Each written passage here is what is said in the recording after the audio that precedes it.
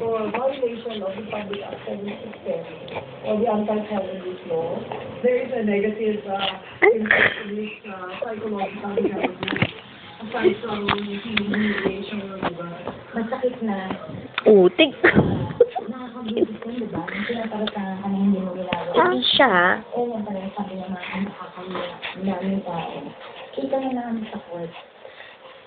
At bilang patunay na seryoso at hindi komikera ang dating ngayon ni Ay, After the last draft ng tubo ko, ilalabas ko ang samantalang gumagawa ng kaukulang hakbang ang pamuno ng tindahan, magsasalita rin sila sa tamang panahon.